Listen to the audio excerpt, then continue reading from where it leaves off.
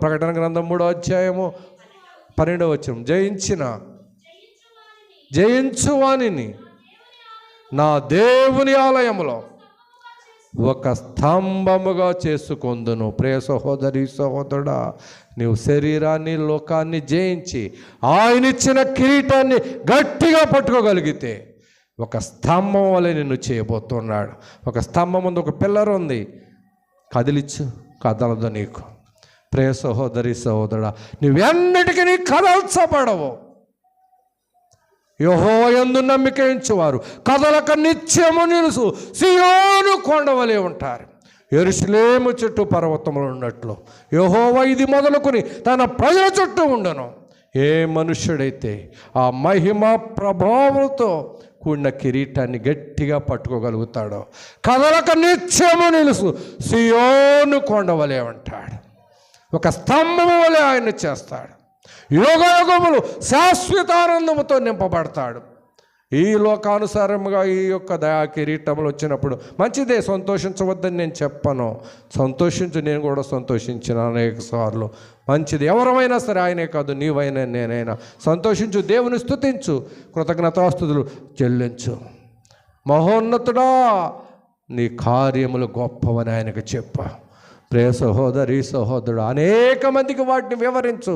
ఈ రీతిగా నేనున్నాను, ఎలాంటి వాడను, ఎలాంటి దుస్థితిలో పడి ఉన్నాను, ఎక్కడో పెంట గొప్పల్లో పొరలాడుచున్న నన్ను ఆయన బయటకు తీసినాడు. ఆయన రక్తం ఇచ్చి నన్ను కొన్నాడు.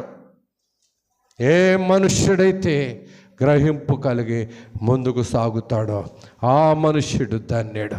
అయితే ప్రియ సహోదరి సహోదరుడా, సత్యానందం గారిని దేవుడు ప్రేమించినాడు. ఇది మన గుంటూరులో ఆరాధన ఉన్నది. అయితే అది మిస్ చేసుకుని కూడా ఈ స్థలమునకు రావడానికి ఒక కారణం ఏమిటంటే, ఒక్క విషయం ఆయనకి అందరి ముందు గుర్తు చేయడానికి వచ్చినాను. ప్రత్యేకించి కూడా భయంకరమైన స్థితిలో ఉన్నాడు. అది ఆయనకు తెలుసు, ఆయన భార్యకు తెలుసు, బిడల స్థలంలో అక్కడ లేరు, కానీ సహోదరులకు తెలుసు. ప్రియ సహోదరి సహోదరుడు మరణ పడక మీద ఉన్నాడు. డాక్టర్స్ కూడా చెప్పినారు, మేము నిస్సహాయస్తులు, మనుషులేమి చేయలేం. అయితే ప్రార్థన చేస్తున్నారు అందరూ, సహోదరులు అందరు దేవుని దాస్తులు. దేవుడు ప్రాణాపాయం నుంచి బయటకు తీసినాడు. ప్రియ సహోదరి సహోదరుడా, ఎందుకు కాపాడినాడు? మరణమును దాటించి జీవములో ప్రవేశింపజేయటానికి ఆయన ఇష్టపడినాడు. ఎందుకు ఇష్టపడినాడు? నా తండ్రి అని మొరపెట్టుట మానవనుకుని నిన్ను కాపాడినాడు. ప్రియ సహోదరి సహోదరుడు, అయితే ఆయన దేవుని వెంబడించటం లేదని నేను అనటం లేదు, కానీ ఒకసారి ఆయనకు గుర్తు చేయిస్తానికి వచ్చినాను. అయితే నా జీవితంలో నీవు ఆయన పట్లే కాదు, నా పట్ల, మనందరి పట్ల ఎన్నో కార్యములు జరిగించినాడు. అయితే ఆయన వెంబడిస్తున్నాం కదండి, సువార్త ప్రకటిస్తున్నానండి కష్టపడి అంటే కుదరదు. ఆ కిరీటాన్ని గట్టిగా పట్టుకుని వలన ఆ మరణ పర్యంతము యథార్థతను విడవకూడదు. ఆయన ఇచ్చిన నీతిని గట్టిగా పట్టుకోవాలి. అప్పుడే శాశ్వత రాజ్యంలో ఉంటావు. అప్పుడే దేవుడు నిన్ను బట్టి సంతోషిస్తాడు. నా పిల్లలు సత్యమును అనుసరించి నడుచుకొనుచున్నారని వినుట కంటే నాకెక్కువైన సంతోషము లేదు. నేను ఇతన్ని ప్రేమించినాను, మరణ పడక నుంచి విడిపించినాను, నిత్య జీవమునకు వారసునిగా చేయటానికి ఇష్టపడినాను. ఇతడు నన్నే సేవిస్తున్నాడు, నా తండ్రి అని నాకు మొరపెట్ట మానుకున్నాడు, నా ఆజ్ఞలు పాటిస్తున్నాడు, నా కట్టడలను అనుసరించి జీవిస్తున్నాడు, నా విధులను కైకొంటున్నాడు, నేను చేసిన కార్యములు అనేక మందికి వివరిస్తున్నాడు, మహోన్నతుడా అని నన్ను కొనియాడుతూ ఉన్నాడు. నిన్ను బట్టి దేవుడు ఎంత సంతోషిస్తాడు. ప్రియ సహోదరి సహోదరుడా, ఆయన వైపు చూడగలవా? ఈ లోకము శరీరము ఏది శాశ్వతము కాదు. ఒక దినాన సమస్తను విడిచి వెళ్ళాలి. అయితే చనిపోతామండి, చాలామంది అనుకుంటా చనిపోతామండి, ఇవాళ చనిపోతాం, రేపు 2, ఎల్లుండి అవుతుంది, ఎల్లుండి 3 అవుతుంది, నెల గడిస్తే నెల అవుతుంది, సంవత్సరం గడిస్తే సంవత్సరం అవుతున్నది. అయితే నీ ఆత్మకు మాత్రం చావు లేదు. అది గుర్తించుకో ప్రియ సహోదరి సహోదరా. శరీరము చనిపోతే పాతి పెడతారు, లేకపోతే కాల్చి వేస్తారు. బూడిదవుతుంది, లేదా మట్టిలో కలిసి ఇదైపోతున్నది. అయితే ఆత్మ మాత్రం చనిపోదు. ఆత్మ దాన్ని దయచేసిన వాని వద్దకు వెళ్ళాలి. తీర్పు వాని క్రియల చొప్పున ప్రతి వానికిచ్చుటకు సిద్ధపరిచిన జీతము ఆయన యొద్ద ఉన్నది. ఆయన ఇచ్చిన కిరీటాన్ని గట్టిగా పట్టుకుంటే సహోదరి సహోదరుడు నిత్యరాజ్యంలో శాశ్వత సంతోషంతో నింపబడతావు. కిరీటాన్ని జార విడిస్తే నీ ఆత్మ నిత్య నరకానికి వెళుతున్నది. నరకం అంటే చాలామంది లేదు, ఏదో నరకం అంటున్నారు. అడుగులేని అగాధము, అగ్ని గంధకములు కుప్పగా పోయబడతాయి. అడుగు కనపడదు, అగాధము, దానిలో పడవేస్తారు. చచ్చిపోయి కులిపోతానండి, ఎక్కడ పడేస్తారంటారు. ఆత్మకు చావు లేదు. ప్రియ సహోదరి సహోదరుడా, నీ శరీరముతో చిన్న నొప్పును పట్టుకుంటే ఎంత బాధో, ఆ దినమున నీ మీద ఆ నొప్పులు పడినప్పుడు అంత బాధే. అదేదన్నా ఒక రోజా, 2 రోజులా, లేకపోతే ఒక 100 సంవత్సరాల, 1,000 సంవత్సరాల, అది కాదు. యుగములు. అగ్ని ఆరదు, పురుగు చావదు. ఏదో నొప్పులు నీ మీద వేస్తే అర్ధగంటలో, పావు గంటలో చనిపోతావు. అక్కడికి చావు లేదు ఆత్మకి. యుగములో శ్రమ అనుభవించవలసిందే. 10 రోజులు కాదు, 20 రోజులు కాదు. పరిశుద్ధ గ్రంథంలో అది రాయబడలేదు నాకు తెలిసినంత వరకు. యుగములో రాయబడినది. ప్రియ సహోదరి సహోదరు, దాని నుండి తప్పించుట కొరకే ఏదో తమాషాగా ఆయన ఈ లోకంలోనికి వచ్చి శిలోమరాను మీద వేలాడాల. ఎవరి రక్తాన్ని చిందించాల. దాని నుంచి, భయంకరమైన శ్రమ నుంచి తప్పించుట కొరకే, నీకొక కిరీటం ఇవ్వట కొరకే. ఆ కిరీటాన్ని నువ్వు గట్టిగా జారవిడకుండా పట్టుకుంటే, నిన్ను బట్టి సంతోషించి ఒక దినాన మోక్ష రాజ్యంలో కూర్చుండబెట్టుట కొరకే ఆయన ఈ లోకంలోనికి వచ్చినాడు. తృణీకరించినావా, తిరుగుబాటు చేసినావా, త్రోసివేసుకున్నావా, నీ జీవితంలో నష్టపోతావు. ప్రియ సహోదరి సోదరు, అది బహుభయంకరమైన శ్రమ. అది ఎవరు చూడబోయారులే అంటావు. రేపొద్దున ఆ శ్రమ అనుభవించే సమయంలో దేవుడిచ్చిన కిరీటాన్ని గట్టిగా పట్టుకున్నవారు పరదైసులో, పరలోక రాజ్యంలో కూర్చుంటే వాళ్ళేమో సంతోషంతో అత్యున్నత సింహాసనాసీనుడైన దేవుణ్ణి పరిశుద్ధుడు పరిశుద్ధుడు పరిశుద్ధుడు స్తుతిస్తూ గంతులు వేస్తూ ఉంటే, నువ్వేమో అది నీవంటే నీవని కాదు, నేనంటే నేనని కాదు, ఎవరైతే తృణీకరిస్తారో వారు ఆ నిత్య నరకమునకు పాత్రులవుతారు. ప్రియ సహోదరి సహోదరుడా, దేవుడు నిన్ను ప్రేమించినాడు, శరీరానుసారంగా గొప్ప కార్యములు చేసినాడు. దాన్ని బట్టి ఆయన్ని స్తుతించు. అయితే సమాధిలో నుండి నిన్ను పైకి లేవనెత్తినాడు, కరుణాకటాక్షములు కిరీటముగా ఇచ్చినాడు. దాన్ని గట్టిగా పట్టుకుంటే నీ జీవితంలో గొప్ప భాగ్యత. ప్రియ సహోదరి సహోదరుడా, దేవుడు నిన్ను నన్ను ప్రేమించి ఆ కుటుంబము ద్వారా సువార్త వినిపించటానికి ఇష్టపడి ఉండగా ఏ మనుష్యుడు నిర్లక్ష్యము చేయకూడదు. ఏదో అల్పకాల పాప భోగముల కొరకు పరుగులు ఎత్తకూడదు. క్రీస్తు విషయమైన నింద గొప్ప భాగ్యమని ఎంచుకో. ఆయన కొరకు పరుగులెత్తు, ఆయన కొరకు ప్రయాసపడు. ఆ ప్రయాస కొంత ఇబ్బందులు గురి అవ్వచ్చు, కానీ శాశ్వత ఆనందంతో నిన్ను నింపబోతున్నది. ఏదో తమాషాగా భక్తి చేస్తే ఆ దినమున అయ్యో ఏడుస్తూ ఉంటావు నరకంలో. ఉపదేశకుల మాట వినలేదే, ఉపదేశమును తృణీకరించినానే, నా యొక్క బోధకుల మాటను చెవిని పెట్టలేదే, మూలుగుచు ఏడుస్తూ ఉంటావు. అలాంటి స్థితి రాకమునుపే దేవుడు నన్ను ఎందుకు ప్రేమించినాడు, నా తండ్రి అని మొరపెట్టుట మానవ అనుకున్నాడు. నా జీవితంలో నేను, నీ జీవితంలో నీవు నిరంతరము అనుదినము ఆయన గడప యొద్ద కనిపెట్టుకుని, ఆయన ద్వారబంధము యొద్ద కాచుకుని, ఆయన ఉపదేశము వింటూ నిర్లక్ష్య స్వభావం వీడి ఆయనలో ఉన్న జీవాన్ని పొందగలిగినవా? ప్రియ సహోదరి సహోదరుడా, నువ్వు ఎంత ఘోర పాపమైనా పర్వాలేదు, నీ పాత స్వభావం ఎలాంటిదైనా ఎంత భయంకరమైనదైనా పర్వాలేదు. ఈ రాత్రికాల సమయంలో ప్రియ సహోదరులు సంతోషంతో యొక్క ఆరాధన ఏర్పాటు చేసి సువార్త వినిపించుచూ ఉండగా ఆయన వైపు తిరుగుతావు. వెనకున్నవన్నీ విడిచిపెట్టు, ముందున్న వాటి కొరకు ప్రయాసపడు, తగ్గించుకో, నష్టమేమీ లేదు. లోబడు, నష్టమేమీ లేదు. ప్రియ సహోదరి సహోదరుడా, దేవుని కొరకు జీవించు. నోటి, నాలుక, శరీర అవయవములు దేవుడిచ్చిన ప్రతి అవయవము నీతికి సాధకములుగా ఉండాలి, దుర్నీతికి సాధకములుగా ఉండకూడదు. ఆ రీతిగా నీవు జీవిస్తే నీ దేవుడిచ్చిన కిరీటమును గట్టిగా పట్టుకొని శాశ్వత రాజ్యంలో కూర్చుంటావు. అది మహా గొప్ప బాధ్యత. సహోదరుని ప్రేమించినాడు.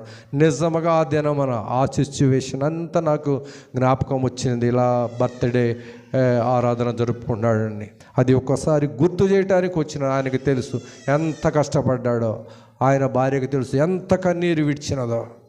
ప్రియ సహోదరి సహోదరుడా, వాటిని నెమర వేసుకొని దేవుడు నన్ను ప్రేమించండి. దేవుని పనిలో, దేవుని పరిచర్యలో అనేక మందికి సువార్త వినిపించడంలో ముందుకు వస్తున్నాడు. సంతోషం. కొంత ఖర్చు అయ్యి కూడా అనేక మందికి యూట్యూబ్ ద్వారా సువార్త వినిపిస్తున్నాడు, మంచిదే. కానీ సహోదరి సహోదరుడా, అంతకంటే ముఖ్యముగా ఆయన నిన్ను ప్రేమించి ఆ మరణము నుంచి విడిపించినాడు. ఆయన ఉద్దేశ్యమును గ్రహించి ఆయన కొరకు జీవించు. మీరు మీ కుటుంబము శాశ్వత ఆనందంతో నింపబడి శాశ్వత రాజ్యంలో దేవుడు మిమ్మల్ని కూర్చుండబెడతాడు. ఆయనే కాదు సహోదరి సహోదరుడు, నిన్ను నన్ను ప్రేమించినాడు.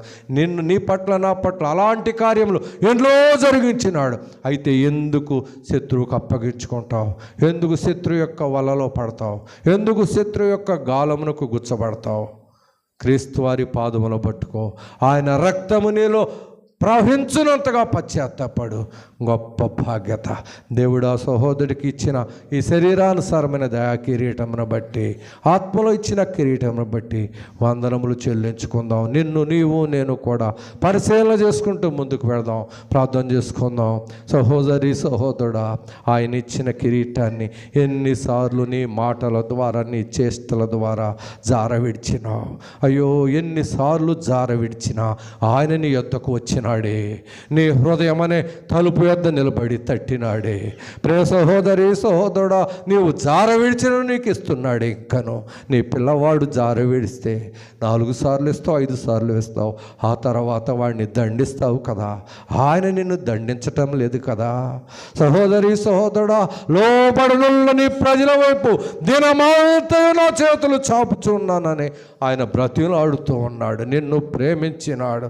ప్రియ సహోదరి సహోదరుడా, నీ దేవుని పాదములు పట్టుకుని బ్రతిలాడు. దేవుని కొరకు జీవించు.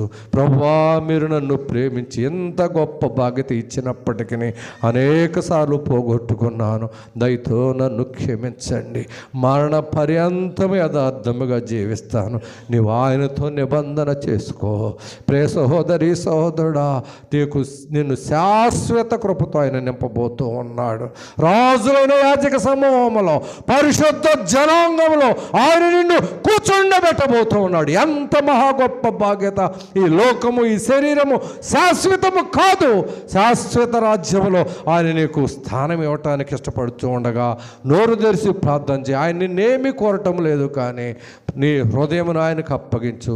నీ నోరు తెరిచి, ప్రభువా, నేను ఇలాంటి వ్యక్తిని, ఆయనను మీరు నన్ను ప్రేమించి ఈ గొప్ప బాధ్యత నాకు అనుగ్రహించినారని ప్రార్థన చేయి. అయ్యో, ఏ సేవకి ఇచ్చినారు, దాన్ని పోగొట్టుకున్నాడు. మీరు నాకు ఇచ్చినారు ప్రభువా, నేను ఏ స్థితిలో ఉన్నా అది నీకు తెలుసు, దేవునికి తెలుసు. ఎన్నిసార్లు పోగొట్టుకున్నావో ఆయనను ఇంకనూ సమయం అన్నది. పశ్చాత్తాపడు. ఆయన వైపు చేతులెత్తు. ప్రార్థన చేసుకుందాం.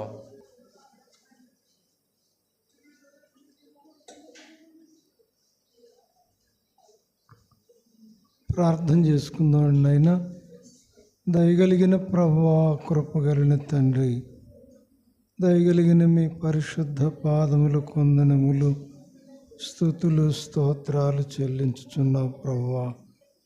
ఎంత మంచి దేవుడు నాయన, ఎంతో గొప్ప దేవుడు ప్రభువా.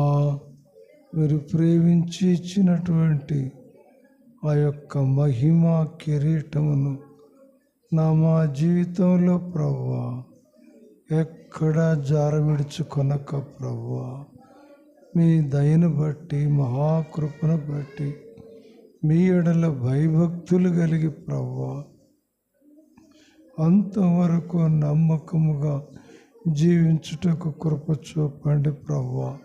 మీరిచ్చిన వర్తమానమును బట్టి మిమ్మల్ని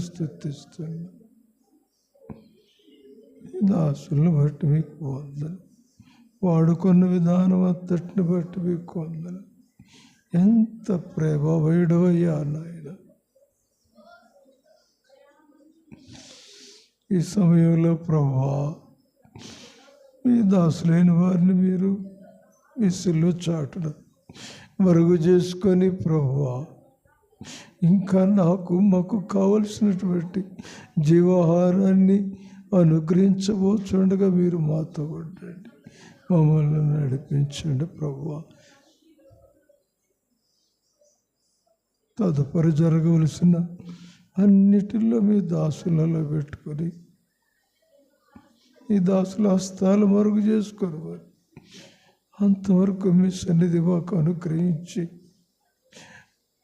మిమ్మల్ని మోసుకొని వెళ్ళగలిగే వారంగా సహాయం చేయమని మీ ప్రియ కుమారుడు మా ప్రభువును రక్షకుడునైన యేసుక్రీస్తు వారి శ్రేష్టమైన నామమును బట్టి అడిగి ప్రార్థన చేయుచున్నాము తండ్రి. ఆమేన్.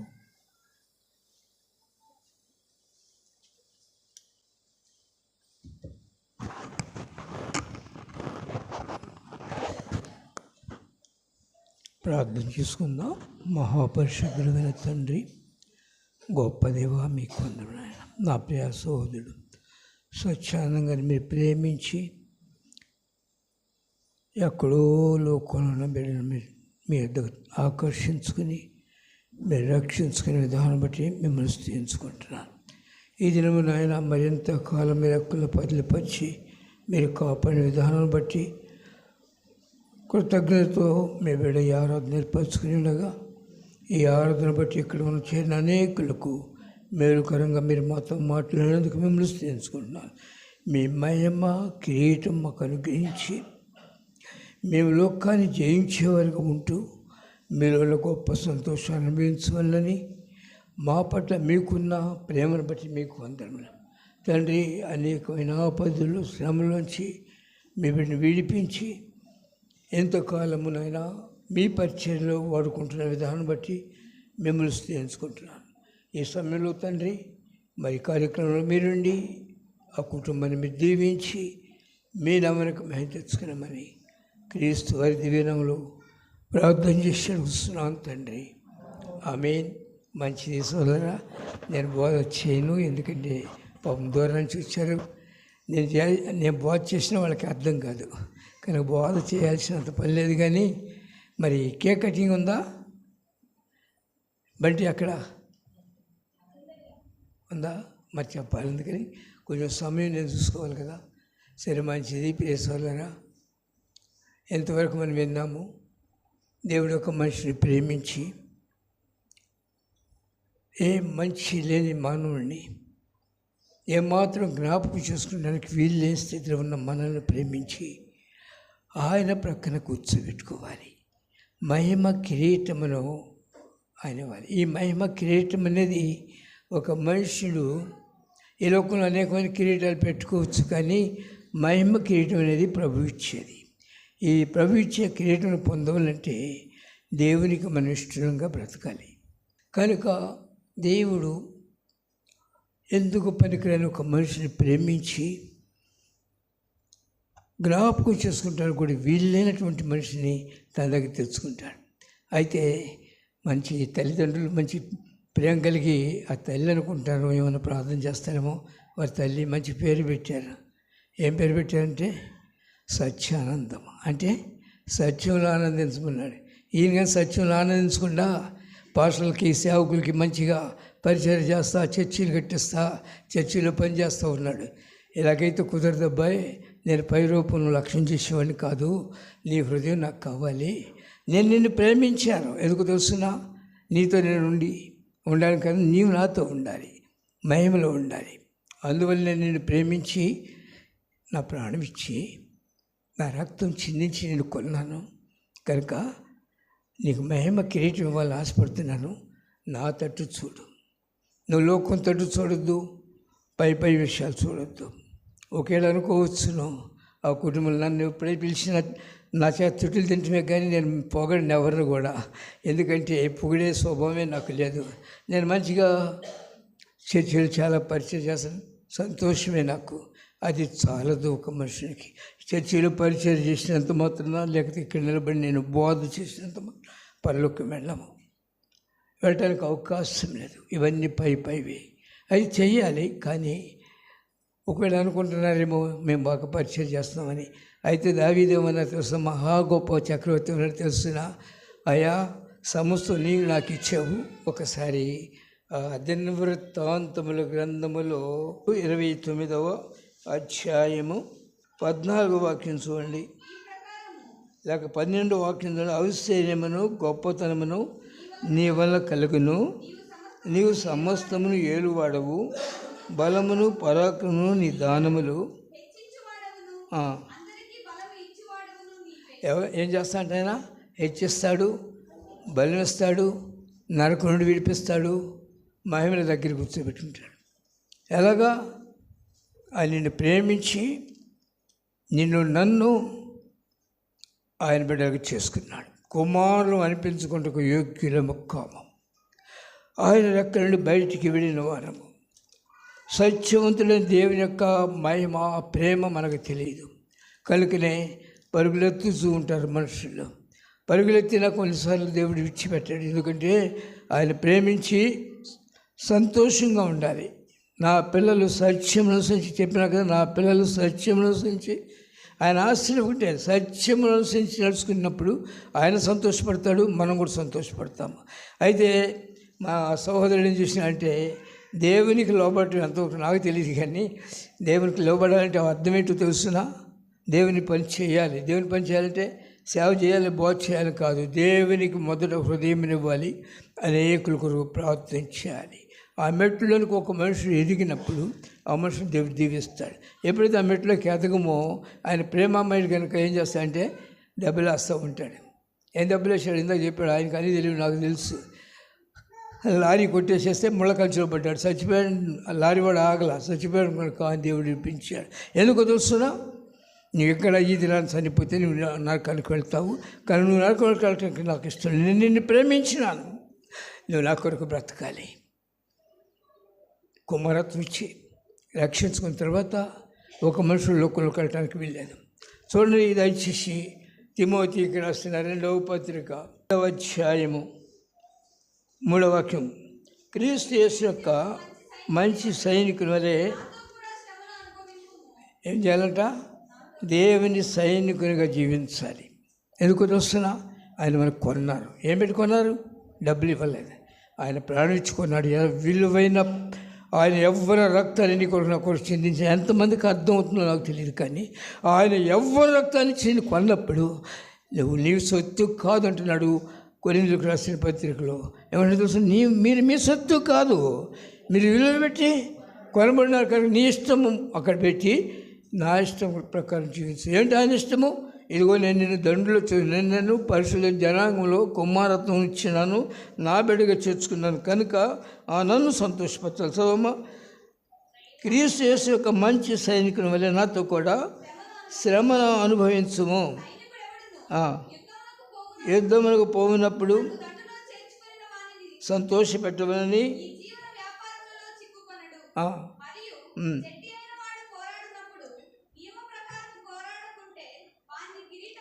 దేవుని సన్నిధిలో ప్రార్థనతో తన జీవితాన్ని మనిషి నింపుకుంటాడు, అతనికి ఆ మహిమ కిరీటం వస్తుంది. లేకపోతే నీకు ఆ కిరీటము దొరకదు కూడా. జడ్జి అయిన వాడు నియమ ప్రకారం పోరాడు. నియమ ప్రకారం అంటే మన సొంత ఇష్టాన్ని విడిచిపెట్టి దేవుని ఇష్టం నెరవేర్చాలి, దేవుని ప్రేమ కొరకు ఆశించాలి, దేవుడు నన్ను ప్రేమించాడు అనేది గ్రహించాలి. ఎప్పుడైతే మనం దేవుని ప్రేమిస్తామో దేవుడు మనల్ని ప్రేమిస్తాడు. కనుక ఏమన్నాడు చూస్తున్నా 91 అతడు నన్ను ప్రేమించున్నాడు కనుక నేను అతను తప్పించేదను, అతడు నా నామం ఎరిగిన వాడు కనుక నేను అతని ఘనపరిచేదను, అతడు నాకు మొర్రపెట్టగా నేను అతనికి ఉత్తరం ఇచ్చేదను, శ్రమలో నేను అతనికి తోడయ్యిండేదను. అంతమంది చెబితే నేను ఇలాగ చెప్పాలా? వాక్యం వచ్చి నేను కూడా మీ ఏమిటి వస్తున్నాను, కానీ నువ్వు ఖచ్చితంగా స్పష్టంగా చెప్పాలి, చదవాలి అంతే. అతన్ని విడిపించి గొప్ప చేసేదను. కనుక బర్త్డే చేస్తున్నాడు మా బ్రదరు. ఎన్ని సంవత్సరాలు నాకు తెలియదు, నేను అడగలేదు ఆయన్ని. ఈ ఆయుష్ ఇచ్చింది ఎవరు? ఆయన కాదు. ఇక్కడ కూర్చొని అందరిని అడుగులేదు అది నేను. నీ వయస్సు ఎంత? దేవునికి నువ్వు ఎంతవరకు నీ జీవితాన్ని ఇస్తున్నావు? ఎంతవరకు నీ జీవితాన్ని పాటు చేసుకున్నావు? ఎంతవరకు దేవుని కొరకు నువ్వు ఎంత బ్రతకలా? ఎలాగండి మరి నేను సంపాదించుకోవాలా, ప్రయాసపడాలా? ప్రియ సోదరా, దేవుని రెక్కల నుండి ఒక మనుషుడు బయటికి వెళితే ఏం జరిగింది తెలుస్తున్నా? పందులు దీన్ని పట్టుకోవడం దొరకలేదు. అయితే అలా విడిచిపెట్టేవాడు కాదు దేవుడు. ఆయన రెక్కల కింద చేర్చుకుని ఇవ్వండి భయభక్తులు కలిగి జీవించినాడు దావీదు మహారాజు. గొర్రెలు కాసుకుంటున్నాడు. ఆయన ఎందుకు భయభక్తులు కలిగి జీవిస్తూ ఆయన ఇష్టానుసారంగా జీవిస్తూ ఉన్నాడు కనుక, దేవుని చిత్తమును నెరవేరుస్తూ ఉన్నాడు కనుక ఏం చేశాడు తెలుసిన? గొర్రెలను కాయటం మాన్పించి ఏం చేశాడు? రాజు వచ్చేసాడా? ఇశ్రాయేలు పరిపాలించమని చేశాడు. మరి మనల్ని చేస్తాడా చేయడా? రాజులైనా చాలు. ఎక్కడున్నారు? ఎక్కడుంటాం రేపు? రాజులైనా ఎప్పుడు? యేసు ప్రభువు వారి లోకంలో మనం సంతోషపరిచినప్పుడు, మన జీవితాలు ఆయనకు అప్పగించుకున్నప్పుడు, ఆయన వెంట నడిచినప్పుడు నువ్వు భయపడాల్సిన పని లేదు. ఎందుకంటే ఆయన నీ ముందు నడుస్తాడు. ఆయన నీ ముందు నడిస్తే శత్రువు బాణం వేసినప్పుడు ఎవరు కొట్టుకుంటుంది? నీ ముందున్న ఆయన కొట్టుకుంటుందా? నీ వెనుకున్న ఆయన కొట్టుకుంటుందా? అందుకనే ఆయన రెక్కలు నీకు ఆరోగ్యములు కలుగు చేయను కనుక నీవు బయలుదేరి క్రొవ్వెందోళ్ళ గంతులు ఆ దినాన్ని విడిచిపెడితే రాఘుశర్మ హాస్పిటల్ విడిచిపెట్టినా, లేకపోతే ఆ నరుగులపాడు దగ్గర ఆ ముళ్ళ కంపలు పడేసినప్పుడు విడిచిపెట్టినా ఇవాళ ఏముండేది కాదు. విడిచిపెడతాడా దేవుడు? ఎందుకు తెలుస్తున్నా? దేవుడు ప్రేమమయుడు. ఎక్కడో రాజమండ్రిలో ఉన్నాడు. ఆయన ముక్కు నాకు తెలియదు. ఆయన తీసుకొచ్చి దేనికోసం తీసుకొచ్చాడు? పని చేసుకుని బ్రతకాలి, కుటుంబాన్ని పోషించాలని తీసుకొచ్చాడు. కానీ అని ఈయన వచ్చాడు. కానీ ఆయన ఉద్దేశం అది కాదు. నీవు పలానా స్థలంలో ఉండురా, నా పరిచయం చేయి, నా కొరకు బ్రతుకు, నా వైపు చూడు, నీ హృదయం నాకివ్వు, నేను నిన్ను దీవిస్తాను. ఎప్పుడైతే నువ్వు ఆయనకి నీ హృదయాన్ని ఇస్తావో నీకు కావాల్సినవన్నీ కూడా దేవుడు ఇస్తాడు. ప్రతి ఒక్కరికి ఇస్తాడు. 112వ కీర్తన 3వ వాక్యంలో చూడండి దయచేసి. కలిమియు సంపదయు వాని ఎంట ఉండును. ఏమైనా అన్నీ ఉంటాయి, ఏమి తక్కువ కావు. దేవుడు సర్వాధికారి కనుకనే ఏం చేయాలా? ఆయన స్తుతించాలి. చదివినాం కదా 9వ కీర్తనలో ఏముంది? దేవుని స్తుతించాలి. ఎప్పుడు స్తుతిస్తాడు? ఎప్పుడు స్తుతిస్తారు? ఆయనతో హృదయమంతా కలిపి ఆయన వెంపడి నడిచినప్పుడు ఆయన రెక్కల్లో నీకు ఆనందం వస్తే కనుక దేవుని బిడ్డలు నిత్యము సంతోషిస్తూ ఉంటారు.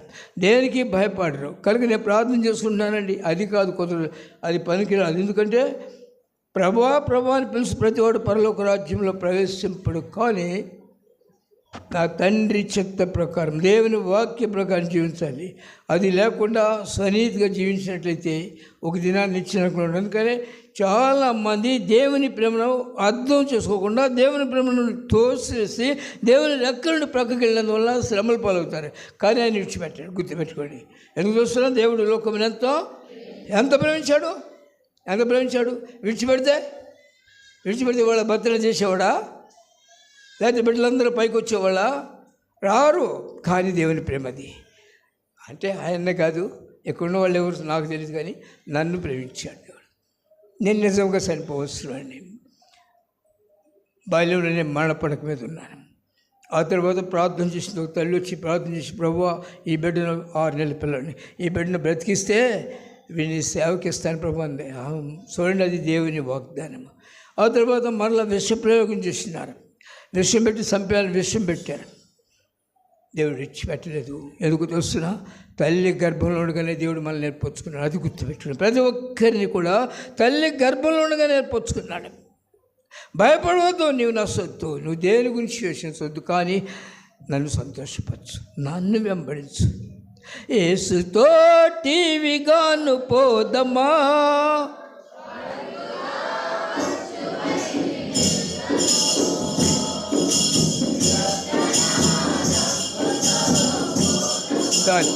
చక్కగా పాడారు పాట. ఎంతమంది పోతున్నారు ఆయన వెనక?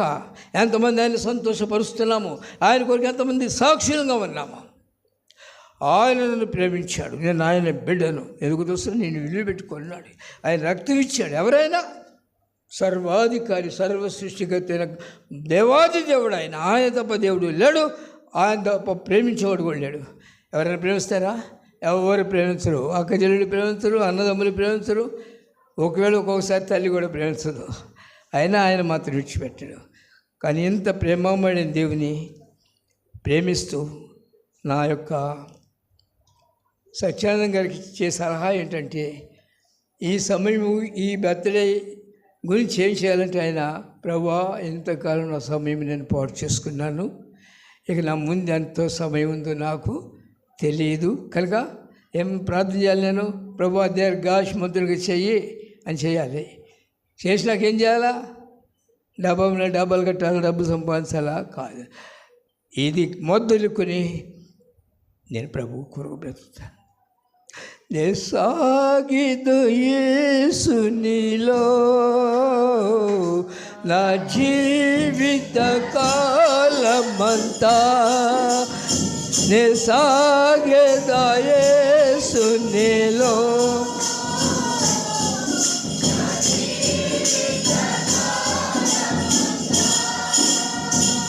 యేసుతో నడిచేదా, యేసుతో గడిపేదా, యేసుతో నడిచేదా,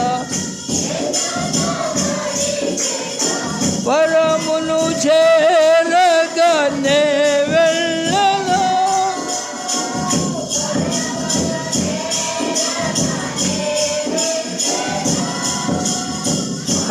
నాకు వలె సాగేదా, సాగేదా.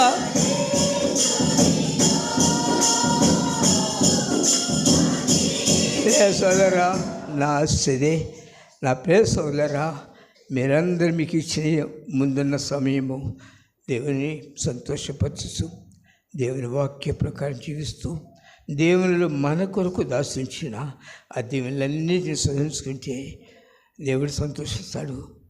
ఆయనతో పాటు నాకు కూడా సంతోషమే. ఎందుకంటే మీరు దేని గురించి చింతించొద్దు. దయచేసి దేని గురించి చింతిస్తారో అప్పుడు మీరు దేవుని మీద విశ్వాసం ఉండదు. మీకు క్రియల్లో విశ్వాసం అంటే పెదవుల ద్వారా, అది కాదు. అందుకని ఆయన అన్నారు, నేను మీ నోటికి సమీపంగా ఉన్నాను కానీ మీ హృదయమునకు దూరంగా ఉన్నాను.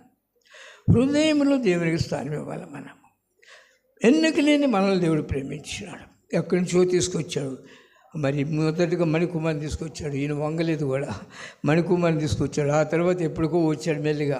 వచ్చిన తర్వాత కూడా మంచిగా ఇప్పటికి వచ్చేటప్పుడు పరిచయం చేస్తానని కాదన్ను, కానీ మరి పరిచయం చేయడం కూడా గొప్ప బాధ్యత. కానీ అయితే ఇవి కాదు నాకు కావాల్సింది, ఆయన నీతిని, ఆయన మహిమను ఈ లోకంలో మనం ప్రచురం చేయాలి. ఆయన కొరకు జీవించినప్పుడు ప్రేసోలరా, ఫిలిప్పీలకు రాసిన పత్రికలో మీరు చూసినట్లయితే అక్కడ భక్తుడైన పౌలు చెబుతూ ఉన్నారు. చూడండి ఒక్కసారి, 4వ అధ్యాయము 4వ వాక్యం చదవండి. ఎల్లప్పుడూ ప్రభువునందు ఆనందించుడి, మరలా చెప్పుదును ఆనందించుడి, మీ సహనమును తెలియపరచుడనియుడి.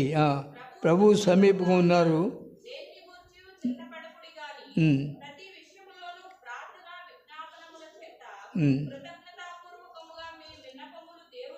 అది ప్రతిదినము ప్రార్థన చేస్తూ మనం విన్నపాలు దేవునికి అప్పగిస్తాం. మనం విన్నపం అంటే, ప్రభువా నేను ఎన్నిక లేని వాడను, నన్ను జ్ఞాపకం చూసుకుని నేను ఏ పార్టీ వాడను, అయినా నా తల్లిలో గర్భంలో నన్ను ఏర్పరచుకున్నారు, తిరిగి లోకంలో ఉన్న నన్ను ప్రేమించి రక్షకుడుగా నువ్వు నాకు దొరికారు.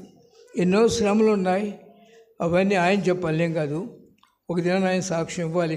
ఇక్కడ ఆయన జీవితంలో ఎన్ని మలుపులు వచ్చాయో నాకు చెప్పారు, నాకు తెలుసు. కానీ నేను చెప్పినవి నేను చెబితే అది సంతోషంగా దేవునికి ఆయన చెప్పాలి. ఎందుకంటే సర్వలోకానికి వెళ్ళి సాక్ష్యం చెప్పండి. నాకు భూదిగంతంలోకి నాకు సాక్షులుగా ఉండాలి, భూదిగంతములకు సాక్షులుగా ఉండాలి. దేవుడు గొప్పవాడు నన్ను అలా చెప్పినప్పుడు ప్రేసోలరా, నీకు ఎంత ఆనందం అంటే ఒకప్పుడు దరిద్రుడే, కానీ ఇది నా దేవునిలో గొప్ప ఆనందం ఉన్నది. దేవుడు ఎక్కడ ఎవరిని విడిచిపెట్టాడు. కనుక బర్త్డేలు జరుపుకునే ముందు ఏం చేయాలి తెలుసిన? దేవుడా, నీవు నన్ను ప్రేమించినారు, ఇంత ఆశించినారు, అది నా నీతిని బట్టి కాదు, అది మీ దయ. నేను మిమ్మల్ని ప్రేమించడానికి మనసు ఇచ్చారు, నేను నా హృదయపూర్తిగా ఆరాధిస్తాను. నా జీవితంలో ఉన్న శేష జీవితము బ్రతుకుల క్రీస్తే, మీ కొరకు బ్రతుకుతాడు అని ఎవరైతే ఆ మెట్లోనికి వెళ్తారో వారు అన్ని విషయంలో దీవిస్తాడు, దీర్ఘాశిస్తారు. దేవుల్లో ఉన్నది ఆయుష్ నీళ్ళు నాలో కాదు. దీర్ఘాశిస్తారు, ఆరోగ్యం ఇస్తారు, ఔశ్వర్యం ఇస్తారు, సంతోషిస్తారు. బిడ్డల్ని 1000 తరములకు దీవిస్తారు. ఒక తరం కాదు. ఒకవేళ అనుకుంటున్నాడు నా 3 పిల్లలు ఉన్నారు, బంటి, బన్ను, మరి స్వీటీ, ఇవి ముందు జ్యేష్ఠాలు. అందుకని స్వీటీ అంటే ఆ పేరు వేరే ఉందనుకోండి. సరే, ఈ నిక్నెమ్స్ వీళ్ళందరినీ దేవుడు దీవించాడు. స్వీటీ మంచిగా ఉద్యోగం చేసుకుంటుంది. బంటి కూడా బాగా చదువుకున్నాడు, డాక్టరేట్కి వెళ్ళిపోతున్నాడు. బన్ను కూడా అగ్రికల్చర్లోకి వెళ్ళిపోతుంది. దేవుడు నన్ను ఎంత దీవించాడని కృతజ్ఞత కూడిగా అధికారి పెట్టుకోవాల్సింది నేను, నా కుటుంబము. ప్రభువా, నాకు ఇచ్చిన ఆయుష్య కాలంలో మీ కొరకు బ్రతుకుతాను, మీరు నాకుంటే చాలు. లోకంలో ఏమన్నా ఏమి లేకపోయినా పర్వాలేదు. ప్రభువా, మీరు నాకు ఎందుకు తెలుసునా? ఈ లోకం నుంచి నేను వెళ్ళినప్పుడు మీ రాజ్యంలో నేను ఉండాలి. నేను కాదు, నా బిడ్డలు కూడా ఉండాలి. దానికి నీవు దేవుని వాక్య ప్రకారం జీవించాలి. అంతేగాని ఏదో ఏంటన్నాను ప్రార్థన చేస్తున్నారు, నీ ఇష్టం మానో. ప్రతి వారు తన సొంత మార్గంలోకి వెళ్ళాలి. ఒక్కడైనా క్రీస్తు మార్గం లేడు. సొంత మార్గం తీసుకెళ్ళి నువ్వు రా, దేవుని దగ్గర కూర్చో, అడుగు దేవుని దగ్గర. నన్ను ఎందుకు ప్రేమించు, నన్ను ఎందుకు బ్రతికించినాను, ఏడ్చాను నేను దేవుని దగ్గర. ఎక్కడో దేవుని దాసురాలను తీసుకొచ్చి ఆ బాలుడుగా ఉండగానే బ్రతికించటమే కాదు, దాదాపు 5 సార్లు బ్రతికించినాడు. 5 సమయంలో బ్రతికించాడు.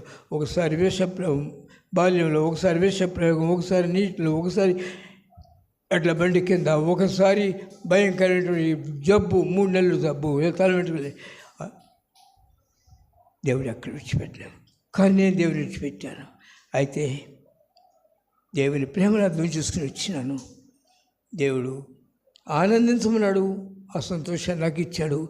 నా ప్రేసోళ్ళ మీకు కూడా సంతోషిస్తాడు. లోకంలోనే కాదు, పరలోకంలో కూడా. ఈ లోకంలో ఇవ్వడా? ఎక్కడ ఇవ్వలేదా? మీకు ఎవరికి ఇవ్వలేదా? నన్ను ప్రేమించు అని నేను ప్రేమించున్నాను. వారిని ఆస్తికర్తలకు చేయను, వారి నిధులను నేను నింపుతున్నాను. ప్రేమించడం నేర్చుకుంటే మనం దేవుడు ఎక్కడ విడిచిపెట్టడం. చెల్లి కాంటు కంటే హెచ్చగినట్లు ఆనందంతో అభిషేకిస్తానని కీర్తన గ్రంథకర్త అన్నాడు. తీయొద్దులండి. కనుక ప్రేసోలరా, ఈ దినాన్ని చూస్తే వారు బిడ్డలు పుట్టారు. ఆ తర్వాత వారి బిడ్డలు మంచి ఉన్నతమైన స్థితిలోకి వెళుతూ ఉన్నారు. అంతేనా? ప్రేసోలరా, ఒక్కొక్కడు 3 అంతస్తులు 2 అంతస్తులు బిల్డింగులట. ఆ ప్రాణమా యెహోవాను సన్నుతించుము, నా అంతరంగంలో సమస్తమా ఆయన చేసిన ఉపకారములో. మర్చిపోతావా? మర్చిపో. ఆయన ప్రేమించుదాము. ఆయన మన కొరకు రక్తం చిందించాడు కనుక ఆయన కొరకు బ్రతుకుదాము. సమయం అంతా చాలా సమయం అయిపోయింది. బహుశా ఆయనకి ఎంత సమయం విధించును గాక. ఆమేన్.